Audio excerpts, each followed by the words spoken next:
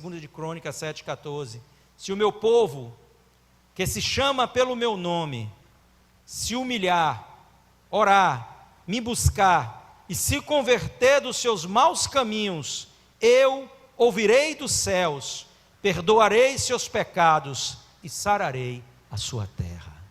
Sararei a sua terra. Às vezes eu me pergunto, o porquê de nós estarmos convivendo com a geração cristã tão doente e ferida?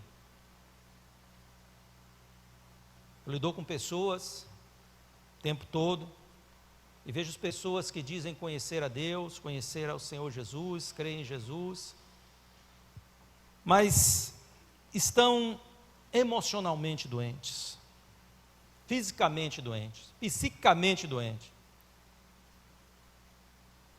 e espiritualmente doentes. São muitas pessoas emocionalmente feridas, marcadas e determinadas, o que é pior, por traumas, porque quando algo determina a sua forma de agir, isso não é nada bom. A coisa que deve determinar a sua forma de agir é o seu conhecimento acerca de Deus, aquilo que seja a vontade de Deus para que você esteja vivendo. Mas esses traumas psicológicos às vezes têm esse poder, não é? Pessoas que estão estressadas, ansiosas, melindrosas, sem temperança, paciência, não é? Sem domínio próprio. A gente lidar com tudo isso, sabe? Todo este pacote de problemas parece que estão acompanhando as pessoas, e as pessoas professam uma fé cristã, mas estão também carregando esses fardos pesados. Agora, eu pergunto, tem faltado em Deus poder para curar, para sarar, para transformar? Não. Tem faltado eficácia na obra da cruz, na obra de Cristo? Ele não levou ali as nossas dores, Ele não levou ali as nossas maldições. Parece-me que as pessoas ainda estão sob estigmas de maldição muito grande nas suas vidas. Maldições produzidas por erros, por pecados pessoais, mas às vezes até geracionais. Porque, como diz a própria palavra, a maldição, ela alcança gerações futuras. Mas existem recursos na cruz, pela fé você quebra isso. Porque se Ele levou as nossas maldições, nós não devemos levá-las conosco. Jesus já pagou o preço por todas essas coisas. Maldições eram o resultado do descumprimento da lei de Deus, e os homens transgridem a lei de Deus todo o tempo. Mas uma vez em Cristo, uma vez professando a fé, você tem a bênção do Senhor sobre sua vida. Então, não falta eficácia na cruz do Calvário. Mas infelizmente nós estamos vendo pessoas que estão levando os seus fardos pesadíssimos sobre os seus ombros. Pessoas que estão vivendo como terra seca. Vamos fazer essa analogia aqui. Que não estão frutificando, que não estão desenvolvendo seu potencial. E eu sei que Deus tem um propósito de fazer com que cada um de nós viva o melhor que temos. E olha que quando nós nos convertemos, a Bíblia deixa muito claro que o Espírito Santo vem habitar em nós. O Espírito Santo tem o poder de reavivar ou avivar esses talentos, uma vez compartilhados em nossas vidas por Deus, esses atributos que Deus compartilha conosco, e os seres humanos têm, porque foram criados à imagem, conforme a semelhança de Deus, mas descaracterizados pela queda, pelo pecado. Mas ali o Espírito Santo quer realçar todas essas potencialidades que estão em nós, fazer com que sejamos bons filhos, bons pais, bons amigos, bons irmãos, bons profissionais, fazendo o nosso melhor e exercendo esta influência benéfica em todo o meio social. Mas mesmo assim, pessoas estão entulhadas e não conseguem colocar para fora o melhor de si mesmas. Estão vencidas por sentimentos que estão trazendo como uma maldição sobre a terra, fazendo-a viver de forma estéril em algumas áreas, ou comprometida na sua produção. E aquilo que Deus quer ver em você, muitas vezes, não está se manifestando na sua vida, porque entre nós, alguns estão sobre esses estigmas terríveis. Como eu disse aqui, não porque falte poder em Deus, mas porque muitas vezes a nossa própria atitude, a Bíblia diz que se queixa o homem vivente, queixa-se cada um do seu próprio pecado, não é isso? E muito me parece assim ser oportuno a lamentação de Jeremias, quando Jeremias, no capítulo 8 do seu livro, no versículo de número 22, quando o povo de Israel passava por um momento histórico terrível, eles haviam assim enfraquecido espiritualmente e começado a buscar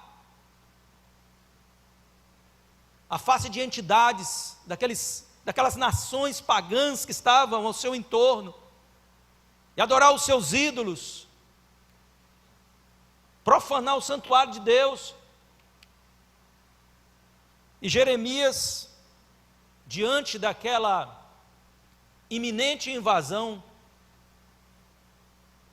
que Nabucodonosor faria, e veio e fez de fato, a Jerusalém e toda a terra ali de Judá, ele traz uma lamentação sobre o povo, e ele diz: será que não há bálsamo em Gileade? Gileade era uma cidade famosa pelo bálsamo curativo que tinha lá, ou não há médico lá? Por que então não se realizou a cura da filha do meu povo? Ele estava dizendo, claro, obviamente, não de forma literal, ele não está falando dos médicos, nem dos bálsamos usados para a cura de feridas, mas ele estava querendo dizer que na terra de Israel existia cura da parte de Deus, saúde da parte de Deus, restauração da parte de Deus, renovação da parte de Deus. Mas por que então este povo se via enfermo e debilitado no seu pecado? Olha só, o texto de Crônicas que nós lemos nos apresenta uma promessa feita por Deus. Qual é a promessa? Sararei a sua terra. Sarar significa curar, significa cicatrizar feridas. Isso é muito importante que a gente compreenda, porque nós estamos fazendo uma analogia, e esta aplicação à nossa vida é muito importante, queridos. Os textos estão aqui para que nós possamos explorá-los, não apenas para nos dar um conteúdo histórico, de coisas que aconteceram na antiga aliança com o povo judeu, mas para que estas coisas servissem de orientação e exemplo para a nossa própria vida. Então é uma questão que nós precisamos, tudo que é escrito, ele é importante para falar conosco hoje, senão a gente poderia dizer, olha, o Antigo Testamento não vale muito a pena a gente conhecer. Não, essa é palavra de Deus, é viva e é eficaz, Então, Deus quer que sejamos esta terra sarada, essa terra curada, em todos os sentidos. Primeiro espiritualmente, é claro, porque se nós estávamos perdidos nos nossos delitos e pecados separados de Deus, nada mais adianta, porque os prazeres terrenos, eles são passageiros. Você pode ter e conquistar coisas boas nessa terra, mas tudo vai passar. Tudo que você vê hoje vai passar. Essas coisas não perdurarão para sempre. Você compra um carro novo, vai passar. Se alegrou porque comprou um novo celular, um iPhone aí de ponta, vai passar. Daqui a pouco está obsoleto. Essas coisas materiais, todas elas vão passar. A glória, a beleza física vai passar. E eu tenho certeza que você vai se olhando no espelho e você entende o que eu estou falando. O tempo vai demonstrando claramente a você que nada dessas coisas subsistirão para sempre. Tudo isso vai passar. Um dia nós também, nessa perspectiva, terrena, vamos passar. Então a questão é se nós estamos realmente vivendo sobre o alicerce das coisas que duram para sempre. E essas coisas não são materiais. E não há problema nenhum de você desfrutar das coisas materiais, desde que não sejam de origem pecaminosa. A grande questão é confiar nelas, esse é o grande problema. Porque a nossa estrutura, a nossa base precisa ser alicerçada em Deus. Jesus disse, a minha palavra. Quando ele fala sobre aquelas duas casas, usa uma construída sobre a rocha e outra construída sobre a areia, e como a da rocha subsiste a areia, a que está sobre a areia é destruída facilmente, e ele diz, quem ouve a minha palavra e a pratica, é semelhante a uma casa construída sobre a rocha, Então, queridos, olha, o texto, ele não está falando apenas de uma cura superficial, não é como se Deus estivesse falando, olha, veio desgraça sobre a terra, faltou chuva, isso tudo em função do pecado, essas maldições, faltou chuva, vieram pragas, inimigos invadiram a terra, saquearam o fruto do campo, e eu vou vir e sarar. Mas é algo que ele demonstra ser de um contexto existencial. Para além de ser as coisas apenas tangíveis, a produção agrícola, que no texto anterior você pode ler isso, mas ele está falando de algo mais, ele está dizendo, olha, porque ele diz, eu vou perdoar pecados, eu vou trazer restauração profunda, é o desejo de Deus, é promover essa restauração profunda, é promover essa cura, trazer essa saúde, que está para além daquilo que os remédios, ou que toda evolução medicamentosa, ou medicinal, ou científica, pode trazer a você. Com toda esta evolução que nós temos visto, há coisas na sua vida, que o homem não tem capacidade de mudar, de tirar daqui e colocar nem 1 centímetro sequer, coisas que estão na sua alma, no seu coração, que não se penetra lá. E eu não falo, obviamente, do coração de carne, mas eu falo do âmago do nosso ser. É assim ou não é? E pessoas que estão tão desesperadas, porque se veem como essa terra assolada, se vê como essa terra sem frutificação, terra boa, mas que não está dando fruto, terra capaz de produzir, mas que não está produzindo, que não está frutificando. É como se a terra outrora incapaz de frutificar, fosse trabalhada e abençoada por Deus para se tornar frutífera. Isso é o que Deus queria dizer a eles. Agora eu vou dar a vocês uma produção, uma colheita real. Mesmo que a terra fosse boa, não estava preparada. É como quando uma maldição sobre alguém, é o que o texto quer dizer, o impede de ser feliz, limitando, oprimindo. Essa maldição é arrancada e substituída pela bênção de Deus. Você já lidou com pessoas que parece que têm assim uma coisa diferente em sua vida, na vida da família, não é? Parece que é um estigma. Todo mundo naquela família tem um problema. Eu não estou falando aqui, queridos, de questões de heredidade genética, porque a gente sabe que geneticamente nós herdamos, às vezes, enfermidades. E assim eu não, eu já quebrei essas coisas todas para a glória de Deus. Mas a gente sabe que, isso é uma coisa que a gente entende. Mas às vezes a gente não entende, porque parece que em uma família todo mundo se descasa. Geração assim, porque todo mundo, ou sempre nas gerações, tem alguém que morre assim ou assado, de um tipo de coisa que não tem nada a ver, com morte natural. Já disse aqui a vocês, uma vez eu fui orar para uma família, que isso já era de longas datas, todas as gerações alguém ateava fogo no corpo e se matava. Uma maldição, uma coisa terrível. E eu orei por aquele rapaz, porque ele estava com um desejo incontrolável de fazer isso. E não é porque o sujeito era maluco, não, ele é um cara inteligente, um empresário. E eu orei por ele, graças a Deus. Eu não sei se essa maldição foi rompida na família como um todo, mas ele, graças a Deus, Deus sarou o seu coração. Mas tantos casos como esses, e a gente vê também, que a gente compara essas questões a alguém que carrega um trauma pesado, insuportável.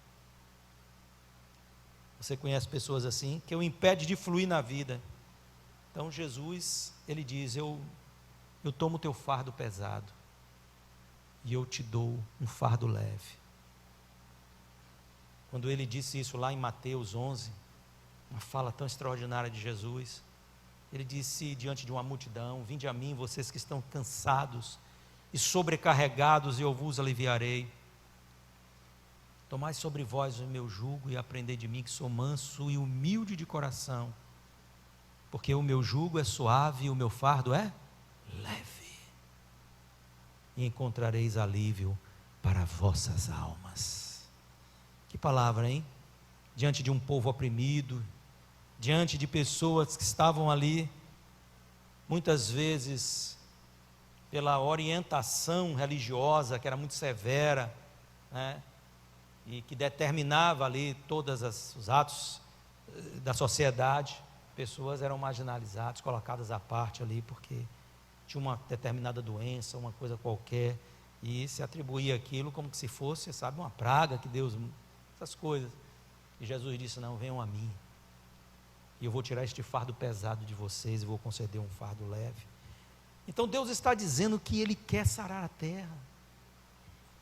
Salomão havia orado, havia pedido a Deus, e Deus responde, diz: sim, eu sararei a terra.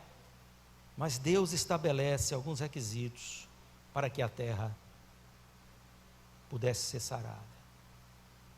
E é aqui que a questão pega para muitos entre nós, não é verdade? Porque muitas vezes nós queremos a bênção de Deus da forma como nós achamos que Deus deve nos abençoar. Vocês lembram do grande comandante da Síria, leproso, um homem de muitas vitórias, muitas conquistas, Naamã. E Naamã era um homem que, quando ele entrava na Síria na sua época, ele era aplaudido, e ele desfilava no cortejo levando os prisioneiros de guerra. E eu penso que as mães de Israel diziam: eu quero que meu filho, quando cresça, seja igual a ele. Esse homem, rapaz, é top demais. Esse é um comandante conquistador. Mas elas não sabiam de uma coisa: que debaixo daquela indumentária estava um homem leproso, apodrecendo a sua carne. E uma das meninas que serviam ali a sua família foi levada de Israel e disse à sua esposa: quem dera o meu senhor estivesse lá na terra de Israel, porque o profeta oraria por ele e ele ficaria curado. Então a esposa falou com ele, ele foi ao rei, contou a história, o rei fez cartas e disse: olha, leva as cartas lá para o rei de Israel e diz, entrega a ele. E ele foi com uma pequena comitiva, e quando ele chega lá que entrega as cartas, olha lá, O rei disse: mas o rei da Síria está procurando ocasião para nos destruir. Sou eu Deus para curar ninguém? Só que o profeta Eliseu soube disso e disse: manda ele vir a mim e vai saber que existe Deus na terra de Israel. E quando ele foi, ele chegou, e ele era um homem orgulhoso, chegou ali com sua comitiva, levou muitos presentes para dar ao profeta. E quando ele chega, o profeta não sai nem de casa para receber ele. Só manda um recado pelo seu moço ali, seu assistente, e diz a Naamã, diz lá ele, para ele descer do cavalo, tirar a roupa e mergulhar 7 vezes no Rio Jordão, ele vai ficar curado. Aquele homem foi impactado. Sabe o que ele disse? Mas que brincadeira é essa? É que eu parafraseando aqui, né? Não tem rios, Abana, Farfá, não são rios melhores do que esse lá na Síria, para que eu pudesse me banhar e ficar curado? E pegou, já voltando ali, porque ele disse: olha, eu pensei que o profeta sairia, invocaria o nome do seu Deus, passaria a mão no leproso e o restauraria. Ele criou uma forma de Deus trabalhar na vida dele. E muitas vezes nós somos assim. E aí quando ele vai sair, os seus comandados dizem: meu Senhor, se o profeta te pedisse alguma coisa difícil, tu não farias? Quanto mais que te pedir uma coisa tão fácil. Aí ele tomou juízo, desceu do cavalo, tirou a roupa, mergulhou 7 vezes. Na 7ª, quando ele saiu, a sua pele estava completamente restaurada, como a pele de uma criança. Mas olha só, às vezes nós somos assim. Nós queremos dizer a Deus como que Ele deve agir na nossa vida, estabelecer a forma, a regra. Não, Deus, assim não, eu quero desse jeito, eu prefiro assim, eu prefiro assado. E muitas pessoas não conseguem viver a bênção do Senhor em suas vidas, porque não conseguem cumprir aquilo que são os requisitos. E Deus deixou aqui, Deus disse: não tem problema quanto a eu abençoar. Eu quero abençoar o meu povo, eu quero fazer do meu povo terra produtiva, eu quero abençoar esta terra onde eu plantei o meu povo, eu quero abençoar esta nação. Mas tem uma coisa: é necessário que essa nação compreenda o princípio, compreenda o meio, o caminho para serem abençoadas, para ser abençoada, e cada família ser abençoada ali também. E ele fala aqui 4 coisas no texto que você leu comigo. Eu vou falar aqui sobre elas rapidamente. A primeira delas, o primeiro requisito que Deus traz é a humildade, ou seja, o reconhecimento que devemos ter acerca da nossa dependência e necessidade da graça e misericórdia de Deus. Sabe por que falta cura? Sabe por que muitas vezes falta terra sarada? É porque falta humildade, mas sobra soberba no coração do povo. Falta humildade, mas sobra soberba no coração do povo. Um coração soberbo nos afasta de Deus, é um impedimento para a ação de Deus. A altivez, ela é opositora àquilo que Deus quer fazer em nós. Quando falta humildade, falta o reconhecimento da nossa necessidade. Que necessidade? Necessidade que temos de Deus operar em nossas vidas. Eu vejo pessoas arrogantes todos os dias, e você também, e talvez você seja uma delas. Pessoas soberbas, que confiam na força do seu braço, na sua capacidade intelectual, nos seus recursos financeiros. Mas como eu te disse aqui, todas essas coisas passam, e você não pode se valer delas para muitas situações em sua vida. Tem pessoas hoje que pagariam o que se pedisse, milhões, para não dizer bilhões, pela cura, ou para postergar a sua vida por mais alguns anos, porque está chegando ao fim, e nada pode ser feito em relação a isso.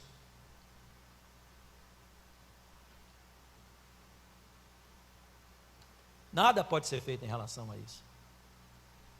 Como disse Jesus, contando, aquela parábola sobre um homem que já era um homem próspero, e ele fez um plantio enorme, e a produção prometeu, e ele disse: o que eu vou fazer agora? Aí ele disse: já sei, vou derrubar os meus celeiros, reconstruir novos e maiores, enchê-los com toda essa colheita, vou dizer: regala-te minha alma e descansa. E Jesus disse assim: louco, hoje mesmo pedirão a tua alma, e o que tu tens, para quem será? Para quem será o que tu tens? Você está colocando a confiança em coisas as quais não pode garantir a tua vida, a tua prosperidade. Nada. Então, querido, aprenda a reconhecer que só Deus pode garantir o teu futuro, o teu amanhã, em todos os sentidos. Em todos os sentidos. E falta muitas vezes, o orgulho tem sido um mal na vida de muitas pessoas. Olha o que aqui Deus diz que a palavra de Deus diz em 1 de Pedro 5, versículo de número 6. 5 e 6, olha aqui, 1 de Pedro, primeira carta escrita, pelo apóstolo Pedro, capítulo 5, versículos 5 e 6. Ele está escrevendo à igreja, fazendo muitas recomendações, e ele diz assim: da mesma forma, jovens, sujeitem-se aos mais velhos, sejam todos humildes uns para com os outros. Aí ele fala: porque Deus se opõe aos orgulhosos, mas concede graça aos humildes. Portanto, humilhem-se debaixo da poderosa mão de Deus, para que Ele os exalte no tempo devido. E humilhar, queridos, diante de Deus, é reconhecer que nós somos insuficientes, mas que nele existe toda a suficiência. O rei Davi, no seu salmo de número 37, diz: entrega o teu caminho ao Senhor, confia nele, e o mais ele fará. E o mais ele fará. E o que é o mais? É tudo aquilo que nós não temos o poder de fazer. Não temos o poder de fazer.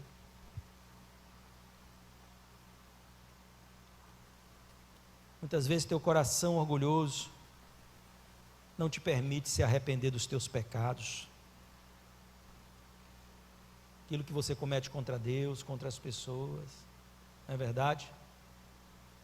Tem gente que tem uma dificuldade de pedir perdão tão grande, Tão grande, tão grande, tão grande. Como diz alguém, chega para o irmão e diz assim: se eu fiz alguma coisa errada, olha, fez tudo de errado contra a pessoa, mas se eu fiz alguma coisa de errado contra você, me perdoe aí, sabe? Sabe aquela coisa, como diz assim: eu acho que eu não fiz nada, tendo feito tudo. Por quê? Este coração orgulhoso. Isso é um problema. Mas há um segundo requisito, Senhor. O segundo destes requisitos era a oração, ou seja, invocação da presença de Deus. E o grande problema, muitas vezes falta cura, porque falta oração sincera, irmãos. Oração sincera é algo que a gente tem visto faltar. Você sabe que as nossas orações são tão tendenciosas, é assim ou não é? Senhor, eu quero isso, Senhor, eu preciso daquilo, me dá aquilo outro. Mas a gente tem procurado saber qual é a vontade de Deus? Ou a gente tem pedido a Deus que sonde o nosso coração, como disse Davi no Salmo de número 51, e vê se há em mim algum caminho mau e guia-me pelo caminho eterno. Eu creio que esse não seja um estilo de oração adotado por nossa geração, Todo mundo muito intrépido no seu orar, mas pouco quebrantado, pouco sujeito à vontade de Deus. Salmo 50, 15, olha lá, salmo poderoso. Olha o que Deus diz aqui, Carol.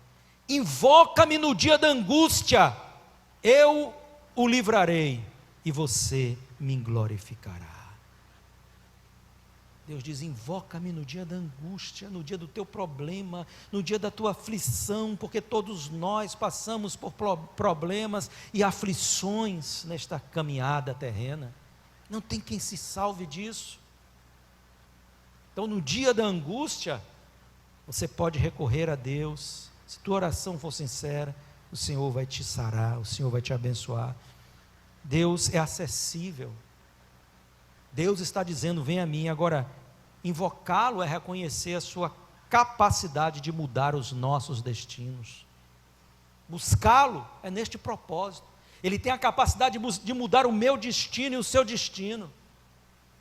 Se existe algo ruim, esteja na sua vida, Deus pode mudar, mas você precisa orar, segundo aquilo que a palavra te orienta aqui, com fé, com certeza de que Deus vai operar maravilhas.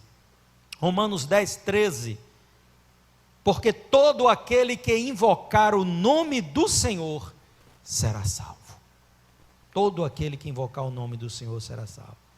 Terceiro e penúltimo, é buscar a Deus. Você sabe por que falta cura? Porque não se busca a Deus de todo o coração. As pessoas têm um relacionamento superficial umas com as outras. Elas estão aprendendo nessa sociedade doente a ter os seus relacionamentos extremamente, superficiais. Os relacionamentos são mantidos através de uma tela de celular. Às vezes você chega num ambiente onde tem ali 3, 4, 5, 8, 10 pessoas sentadas, cada um diante de uma tela do celular. E alguém diz, é mais fácil eu conversar com você, mandando um WhatsApp, mesmo você estando aqui de frente, do que falar, chamar sua atenção. Porque sua atenção, o seu foco é celular. E isso faz com que as nossas relações se tornem cada dia mais superficiais. Olha como as coisas são. O problema é que nós nos achegamos a Deus, mas trazendo este traço de superficialidade em nossas relações, e queremos ter uma relação com Deus superficial. Eu sou crente, mas não preciso ler a Bíblia, não preciso orar. Eu vou na igreja quando me dá vontade, não negócio de ir para a igreja. Eu achei que é assim. Eu não vou na cela, quer saber disso? Sabe o que Deus quer? Profundidade. Deus quer intimidade. Deus quer profundidade na sua relação com Ele. Deus não se deixa achar por aqueles que o buscam de qualquer maneira. É assim ou não é? Ele procura aqueles que querem ser profundos de um relacionamento. Olha o que ele diz aqui em Jeremias 29, de 11 a 13. Texto poderoso da palavra de Deus. Jeremias 29, de 11 a 13. Acho que vai ser reproduzido aí. Eu é que sei que pensamentos tenho a respeito de vocês. É porque o povo estava murmurando, né? Deus se esqueceu da gente. Eu é que sei que pensamentos tenho a respeito de vocês, diz o Senhor. São pensamentos de paz e não de mal, para dar-lhes um futuro e uma esperança. Então vocês me invocarão, se aproximarão de mim em oração, e eu os ouvirei. Vocês me buscarão e me acharão. Agora vem um condicionante. Quando me buscarem de todo o coração. Quando houver profundidade. A superficialidade não te garante resposta de Deus. Não basta seguir um ritual dentro da igreja, sabe? Nós devemos buscá-lo de todo o nosso coração. Muita gente enganada, achando que Deus pode ser achado aí do jeito que a pessoa quer, na hora, no momento que a pessoa quer. Mas eu quero dizer que o Deus dessa palavra aqui, você não tem conhecido Ele se você pensa assim, mas de jeito nenhum. Vamos finalizar? Vamos lá. Quero falar sobre esse quarto requisito aqui para a gente fechar, que era a conversão. Se o meu povo que se chama pelo meu nome, se humilhar, orar, me buscar e se desviar dos seus maus caminhos, se converter dos seus maus caminhos. E conversão significa mudança de direção. Mudança de direção. E pela Bíblia, a mudança de direção, na perspectiva da vida espiritual, ela é precedida de arrependimento de nossos erros. Falta cura porque falta arrependimento e mudança de atitude. E muitas pessoas estão ouvindo a palavra de Deus, mas não se submetem à vontade de Deus. O apóstolo Paulo disse, não sejais só, acho que é Tiago, né, que fala, não sejais só os ouvintes, mas praticantes da palavra. Isso é muito importante, queridos. Muitos não mudam o seu comportamento, porque não se arrependem do que fazem. Não transicionam a sua postura. não se vê mudanças efetivas. Passam-se os tempos e as pessoas são as mesmas, obstinadas, endurecidas de coração. E o Espírito Santo está aí falando, quebrando, tentando quebrar este coração de pedra, para colocar um coração de carne, que pulse dentro de você. Mas muitas vezes o endurecimento está aí. A mudança vem, como eu disse, precedido do arrependimento, e é necessário que nós entendamos isso. Escrevendo ali o livro de Atos, Lucas faz o registro em Atos 3, 19 e 20. Quando se diz, portanto, arrependam-se e se convertam, para que sejam cancelados os seus pecados, a fim de que, da presença do Senhor, venham tempos de refrigério. E o texto segue um pouco mais à frente. Venham tempos de refrigério. Se nós queremos tempos de refrigério, nós precisamos aprender a nos arrepender. E às vezes o problema está aqui, ó. Coração duro que precisa ser transformado, curado. Você conhece o seu coração? Pergunte a quem está do seu lado. Olha para ele, pergunte a ele. Você conhece o seu coração? Será que conhece mesmo? Sei que nem outro. Conhece. Aham, estou sabendo. Eu não sei se você conhece o seu coração, mas eu sei que Deus conhece o seu coração. Olha lá, Jeremias 17. Lê esse texto comigo aí para você ver. Deixa eu abrir aqui. Jeremias 17, 9. Ai, ai. E 10 diz assim, ó. Enganoso é o coração, mais do que todas as coisas, e desesperadamente corrupto. Quem o conhecerá? Olha a pergunta. Aí Deus diz, eu, Senhor, sondo o coração.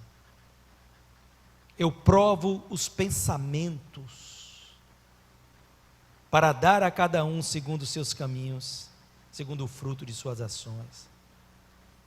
Você conhece o seu coração? Enganoso é o coração do homem. Quem o conhecerá? O que Deus vê hoje dentro do seu coração? Porque eu sei que você pode não conhecer o seu coração direito, mas Deus o conhece. E o grande problema é que muitas vezes Deus está vendo ali orgulho, falta de perdão, amargura, inveja, rancor e sentimentos assim, que tem mantido o coração endurecido, empedernado. E é tempo de Deus curar o teu coração, curar a tua vida, sarar você, que tem sido essa terra, que em muitas áreas tem estado estéril, improdutiva. Mas é necessário que haja toda esta mudança dentro de você. Mudança de atitude. Vem dentro para fora, irmão, não de fora para dentro. Mudança de atitude começa aqui, no seu interior. É algo gerado por Deus. Tem muitas pessoas que elas entram em uma determinada religião e elas começam a achar que aquela religião vai lapidá-las. E alguém diz assim, olha, não beba água na garrafa porque não é muito elegante, beba água no copo. E você bebe água no copo e diz, agora eu estou mais religioso, Deus gosta mais de mim porque eu estou bebendo água no copo. Deus não está preocupado se você está bebendo água no copo ou na garrafa. Deus está preocupado é o que está dentro de você com o seu coração.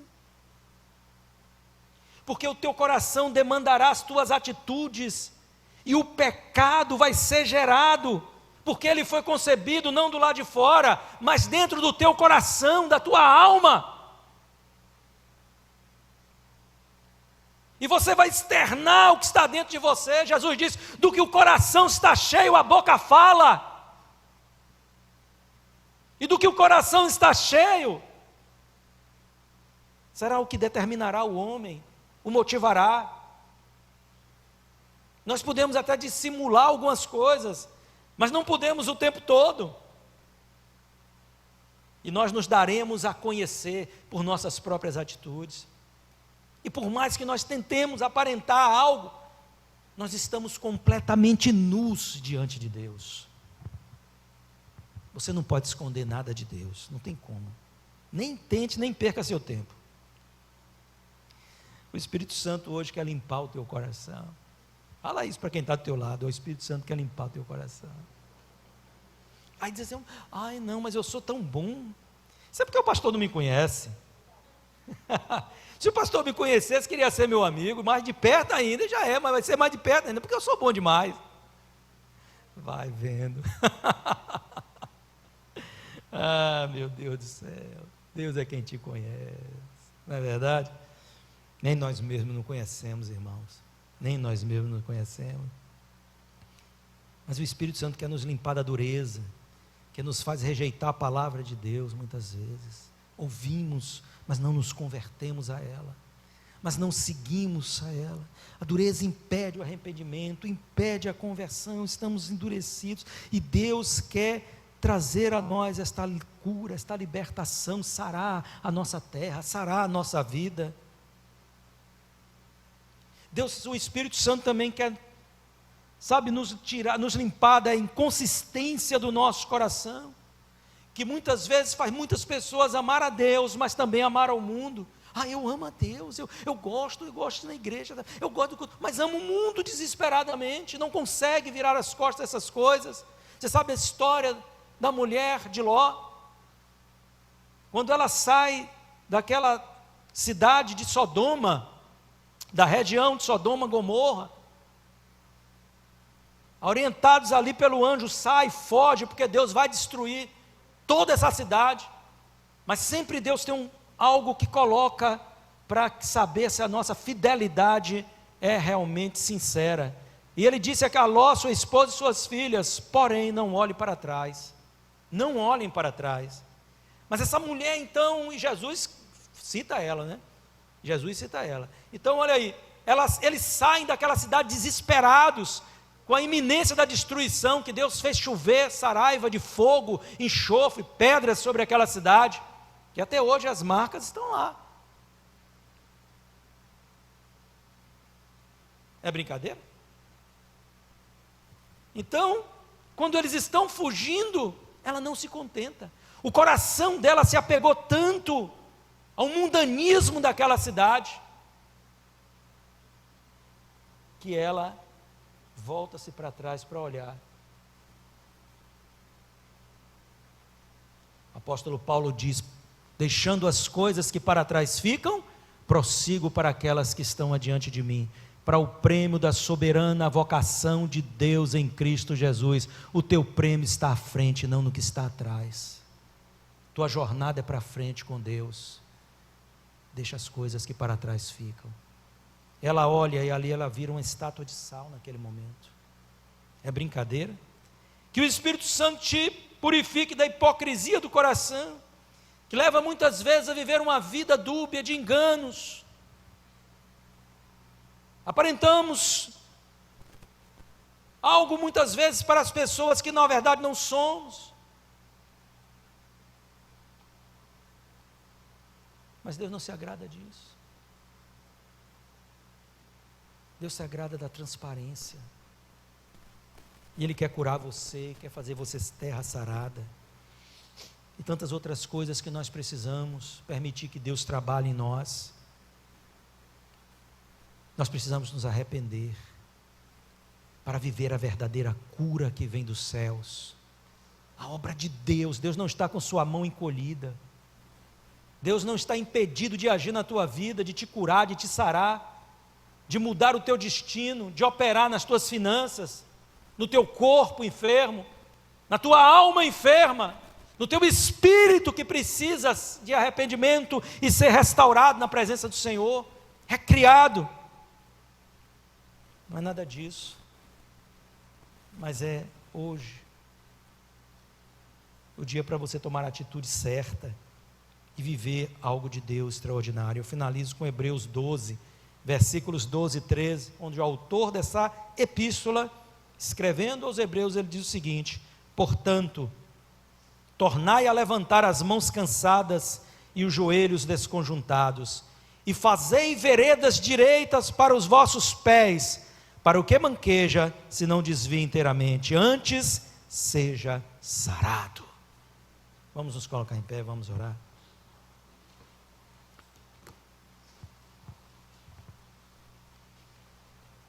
Sara a nossa terra. Glória a Deus, glórias ao Senhor.